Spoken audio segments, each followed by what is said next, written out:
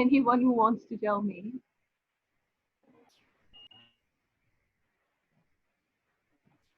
Can you hear me properly? No, ma'am. You can't hear me properly. Hello. Do you Ma'am, hear? I can't hear you properly.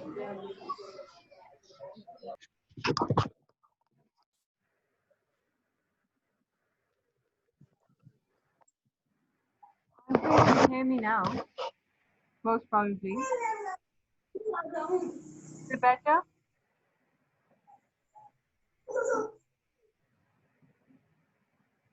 Is my voice better now?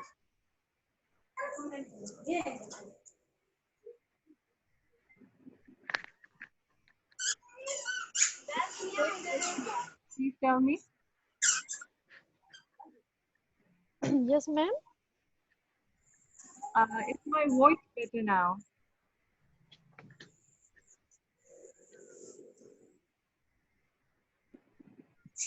Ma'am समझ नहीं आ रही, शोर आ रहा है बहुत।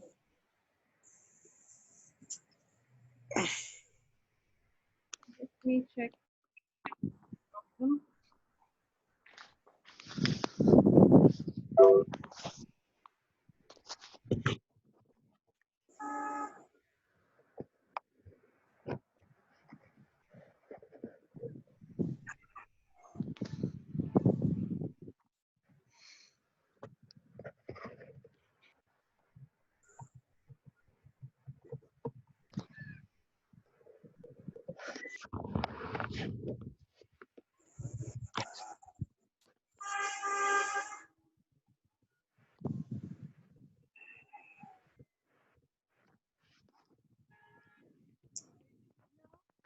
It should be good because everything from my side is fully set,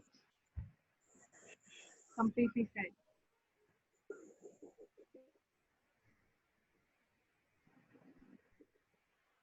Please let me know in the chat box, in the chat column, can you, in the chat window, can you hear me, all of you?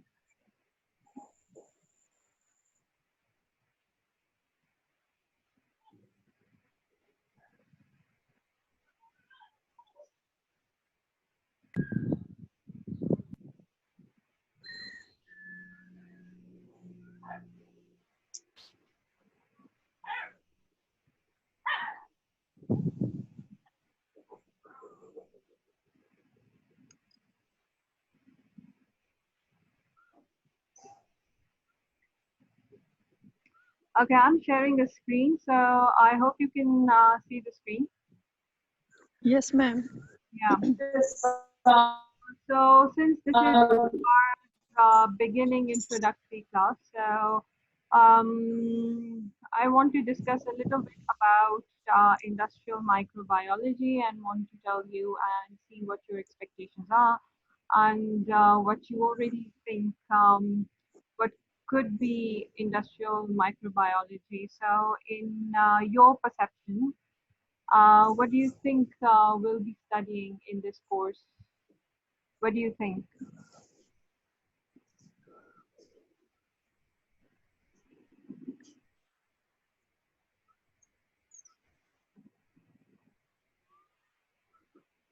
Anyone, please? You can open up your mic and give me a reply. That would be okay. Yes, ma'am. The use of microorganisms in industry for the welfare of mankind, like in fermentation. Yes, yes, that is precisely very much correct. Anybody else?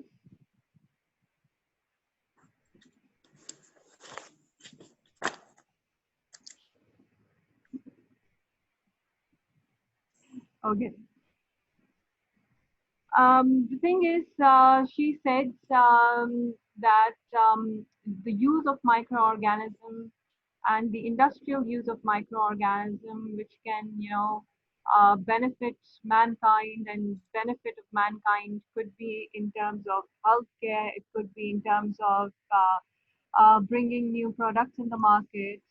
And also, industrial microbiology can contribute towards an economical growth because you're coming up with new kind of products which are safer in some context because when you're employing safe microorganisms, it's kind of using a natural process to bringing things about rather than going for synthetic process and chemistry and trying to bring things into new kind of products into market. So when you're using nature given elements and you're using those elements to make and produce new products, it kind of feels safe, right? But as long as the microorganism that you're employing is safe. And I think it was Asma or maybe somebody else was replying me, but she also stated one of the example like fermentation. And fermentation is very much the main thing.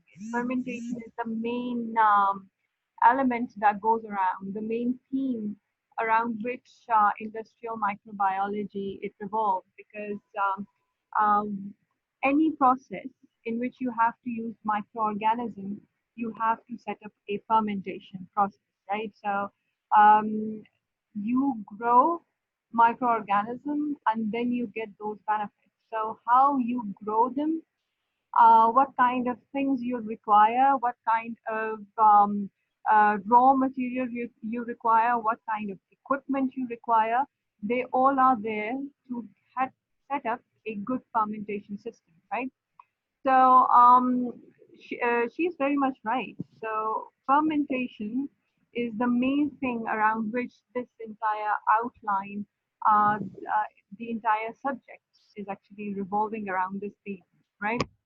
So right before you is basically our plan, our course contents, topic by topic, which we inshallah going to cover in industrial microbiology. So there is this introduction, there is this historical aspect of industrial microbiology, and most of them, of course, it is related to fermentation. So how did this technology emerge? When was it the first time it emerged? And areas and where they are causing or having their most impact. Ma'am, I can't hear you. Ikra is saying we can't hear you. Ali is saying maybe there would be a internet problem in most, still raining in some areas due to which there is internet problem. Okay, आवाज नहीं आ रही. अनीसा, अली और इकरा को आवाज नहीं आ रही और किस किस को आवाज नहीं आ रही? Anybody else who has this problem? No, ma'am. Okay, Zarafshan को आ रही है. अच्छा, the thing is, I've checked everything on my part. From here, everything is connected. The mic is connected, and everything is working fine from my side. I've checked it twice. So I'm also recording this session, so this recording will be available to you. So Yes, ma'am. just in case those who are saying that they are facing some sort of problem, they can catch up, inshallah. Okay. But you do know that this is a summer semester. Summer semesters are short, so they're short. So we have to, cover them as quickly as possible. So usually I do not load up my students, not at least in the first class or in the first session. But since this is summer, we have to get going and start doing and covering the topics, right? So let's quickly go into look into these topics that we have to cover in industrial microbiology, and then we can inshallah go towards our main topic for the day, right? So of course we have to look into introduction, which will cover some part of the history of the entire fermentation process. Then we have to look into the kind of raw material products that are made and the kind of elements and material which are required for fermentation. Then there is this equipment design, which we call as fermenter design, because that would be the main thing which will be bringing about the entire fermentation process. Then we have to look into fermentation media. We have to see what kind of medium is suited and best for doing industrial scale fermentation. Then there are several screening techniques of microorganism, and the reason we're doing these screening techniques is because we want to find out those beneficial microorganisms which will help you in doing fermentation. So since we know there are benefits of fermentation, we also need to understand and identify those microorganisms which would be very useful. So without any screening process, we won't be able to have that process taking place. Then there are different type of fermentation taking place. One of them is solid state fermentation. Then there is we're going to look into fermentation process. So you're going to find out there are upstream processes and there are downstream processes. So then after covering different type of fermentation, fermenter design, media, and all of that, we now have to look into the downstream processes that help you fetch and get the product that you were making with fermentation. And then there are few specific examples of fermentation and the kind of products we can develop from fermentation. So that includes ethanol production, that includes enzyme production, that includes organic acids, and also some pharmaceutical products like antibiotics, like penicillin production. All of these byproducts, and not just byproducts, they are the main products we are trying to harvest from the entire fermentation process. So there are a few specific processes that we have to do. So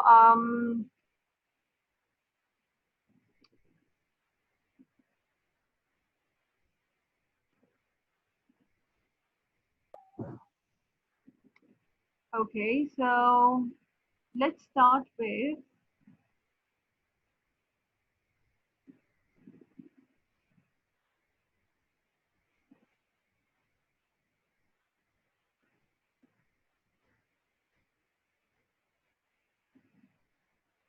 so can you see the screen? Yes, ma'am. Can you see Introduction to Industrial Microbiology open? No. No, it's a different one. See it now? Yes, ma'am. The slide, right? Introduction to Industrial Microbiology.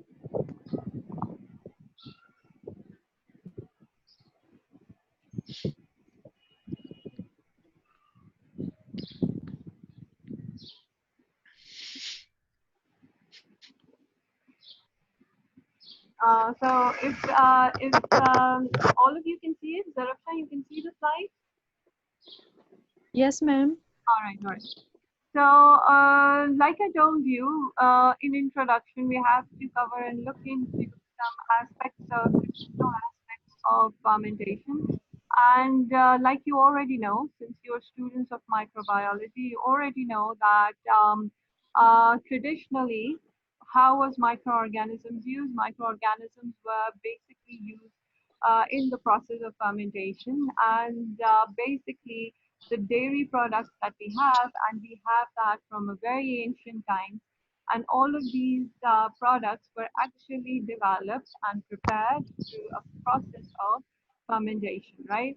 So whether you have these fermented dairy products, you have alcoholic beverages, we've known them for actually a lot of years, centuries and centuries old. So this knowledge of fermentation and know getting these microorganisms into our use has been there, right? So, but fermentation process was basically developed in actually it developed, progressed, and advanced in less than 150 years. So it's actually in previous 150 years there has been a lot of scientific patents that were examined and a lot of other details about the fermentation that is taking place. Um, so the entire scientific process of fermentation is new, and that scientific knowledge is not very old. All right, so traditionally it was being used, but it wasn't being used for having a very sound scientific knowledge. But now we have that very solid basis of applying organisms to make these kinds of products, right? So basically, the birth of industrial microbiology, it actually began with the studies of Pasteur. So the father of fermentation is basically Louis Pasteur, who developed this technology and investigated scientifically this technology a lot, right? So what happens that back in 1857, he demonstrated that the beer and the wine production was a result of microbial activity rather than any kind of chemical process. So now you can see we're not talking about very ancient times. We're talking about relatively new time, right? We're talking about 1857, less than 150 years or so, right?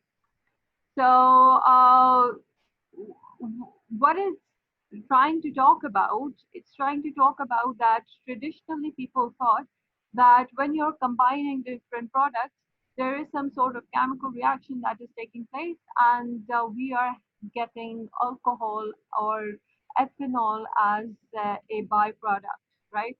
But basically, it was Louis Pasteur who demonstrated that this is not what simple chemistry going on.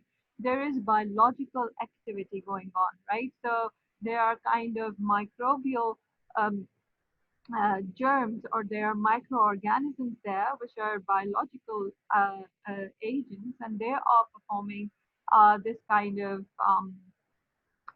byproduct, and it's just not combination of two products. It's actually some biological component inside which is bringing about alcoholic fermentation take place, right? So since microbial activity is kind of related to other scientists as well, so we have this Schwann, who's also a scientist back in 18th century, and we also associate Schwann with his studies of cell. So if you've been studying since you are students of biology, you must have heard that Schwann's activities or his research has been much related towards identification of the cell and defining cell as a unit of biological activity, a basic unit of biological activity, um, and the entire organism, right? So what Sean also did, he connected yeast activity. Yeast is also a fungus, and they identified that yeast activity bring about fermentation processes. But strong contribution towards the yeast activities has been actually less highlighted in scientific context, and particularly when we're talking about fermentation. So then there also something that Pasteur he identified. He identified that there are certain organisms that could spoil beer and wine, and that some fermentation were aerobic while other were anaerobic. Right. So what we can see is that one person is working on one kind of processes, and now he's kind of revealing a lot of the details regarding these processes. So there can be if they're aerobic microorganism and they're working in presence of air and oxygen, so there is this aerobic fermentation going on, and then there are anaerobic, and basically it depends upon the nature of microorganism. So if you have an anaerobic microorganism which is um, growing without the presence of air and oxygen, they can still grow and they can still bring about fermentation. And so fermentation can also be classified like microorganism can be classified as aerobic or anaerobic. So basically, what he says, he when he this Louis Pasteur, when he defines the process of fermentation and when he defines that there are microbial activity inside, then he was the one to identify the process of preservation as well, right? Because he's identifying that spoilage is basically taking place because there are germs growing inside. So since these microorganisms, they are germs and they are responsible for spoiling the food and beverages. So he was the one that if we can introduce a process through which we can prevent microbial growth, then we can preserve the food items. So Louis Pasteur, who on first place identified microbial activity, is now also giving us the process of pasteurization as well, because through pasteurization, we are killing the microorganism, and pasteurization is a mode of preservation for different products that we make, food products in the food industry, and also and all sort of other processes as well where you want to cut down microbial activity. So it brings us this process of pasteurization. It brings us to the advances of both pure and applied microbiology, where through studies on beer brewing and wine making is included. Now, the second point, what it is trying to elaborate is that Louis Pasteur was working on pure microbiology because he was identifying the microorganism and he was identifying the main activity going on, microbial activity going on in the food. And then he was also giving you an applied aspect of microbiology as well, which comes in terms of pasteurization and preservation. So it's this one single person who is working on different microorganisms and what their activities are and what kind of fermentation that is taking place. And then the same person is giving you solution for industrial solution so that you can preserve your products from being spoiled. So there are two kind of publications from Louis Pasteur, which is very famous. That is Etudes sur le vin, and then there is Etudes sur le beer. So both of this sur le vin and sur le beer, it is for fermentation that is taking in wine, and then fermentation and brewing that is taking place in beer, right? So both of them is basically work and publication of Louis Pasteur. So basically, these two publications, they're kind of the initial knowledge that we have of the first kind of industrial fermentation processes, right? So we know one of the most traditional industrial products that were made through fermentation were wine and beer.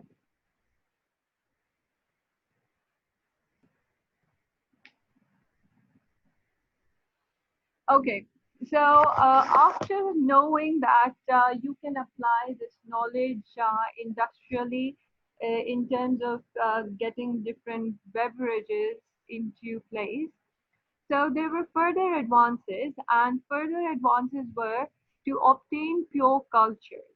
All right, so there was this stage where you would go for applying yeast to make wine and beer, and then you were identifying those microorganisms and those microbial agents which were contributing towards fermentation. So basically, what they have done here, like as a further progress that is taking place, that is Carlsberg Brewery in Denmark, and there is a scientist named as Hansen, and Hansen was the one to obtain a pure culture. And why they needed this culture? Because they realized that if your quality of microorganism or the strain of microorganisms, it changes the product and the byproduct, it also changes. So if you want to have consistency in the kind of product that you are trying to develop, and if you want consistency in the industrial product, then there must be one identified pure culture strain that you're using in your products for the fermentation process so that you get the same product each and every time. So since Pasteur has already given us that knowledge, what Hansen has done from Carlsberg Brewery in Denmark, that he has identified and developed that pure culture for themselves so that their product has been much better, right? So what they did, they are in 1883, he isolated a yeast, a Saccharomyces strain, which they called as Carlsberg yeast number one, and they were maintaining this yeast strain as a strain that they would use to bring about fermentation in their product. Then comes the 20th century, and then the entire fermentation process, it kinds of progresses. Um, but it is kind of slow, relatively slow compared to what Hansen and Louis Pasteur has done before, right? So basically, after in 20th century, it turned around to be a major advancement when there was some large-scale treatment of seepage that was brought about, right? So we already understood how products, how microorganisms can be used in making different pharmaceutical, sorry, not pharmaceutical, different food related products. But then people were realizing that if we have to employ microorganisms, then we can employ microorganisms to do treatment of sewage. And since you're students of microorganisms, you already know that there are so many disinfectant processes and that is now being done with microorganisms, right? So there are oil spills that take place at oceans because there are tanks which are carrying the oil. They cause spillage, and um, these microorganisms, they're actually used to minimize that spillage process.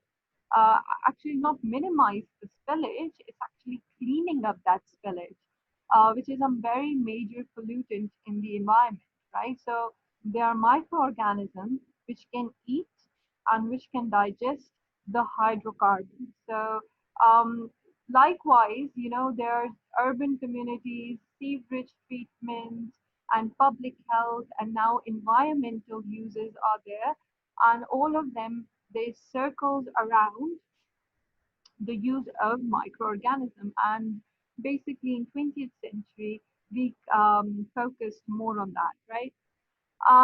But then the first industrial scale fermentation process that gave us a major chemical product was acetone and butanol fermentation, and that was by Wiesmann, and that was from a bacterium known as Clostridium, right? So the very first kind of chemicals that were prepared through fermentation, that was this acetone butanol fermentation process, and both of them, and this was brought about through a strain of bacteria known as Clostridium acetobutylicum. Then furthermore, in 1920s, there was citric acid production, and citric acid production, which has several uses because citric acid it acts as a preservative in almost all kind of food products. So if there's any food, preserved fruit can you've seen, or any other product that you buy from the market, and you look into the packaging, one of the main form of preservative you see into the list of different materials that is written behind on those cans is basically citric acid. So citric acid is a preservative, and it has several uses in different kind of industries. So and citric acid production was brought about by a fungus known as Aspergillus niger. So which is actually a fungus, which is actually a mold, right?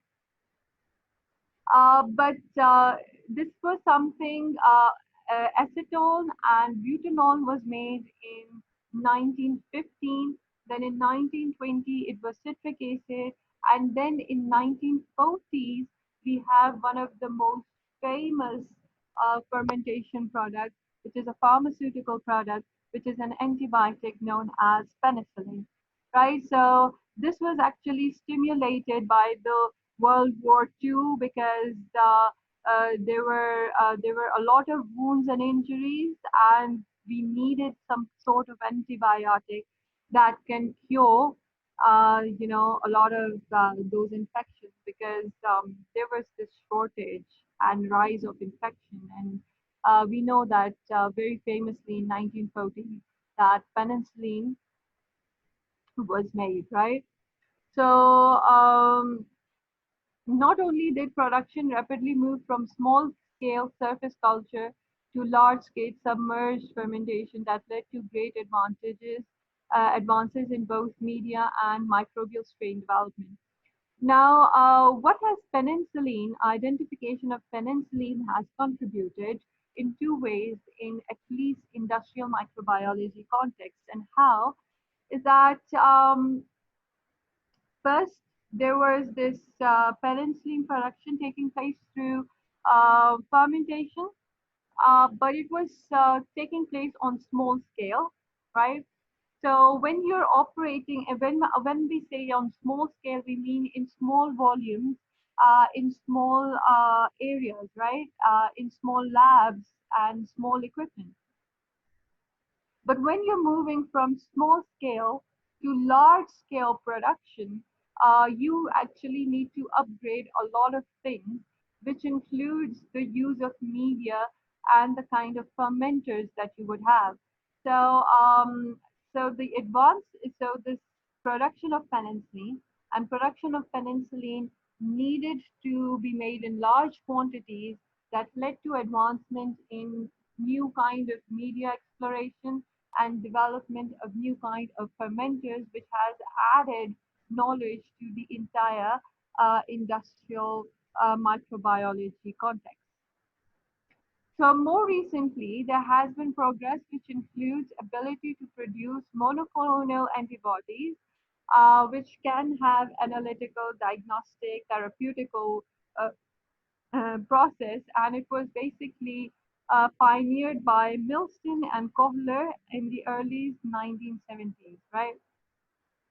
So after production of penicillin in 1940s, the one of the major things that took place was when you can develop monoclonal antibodies, and that was also through the process of fermentation, and that was done in 1970s.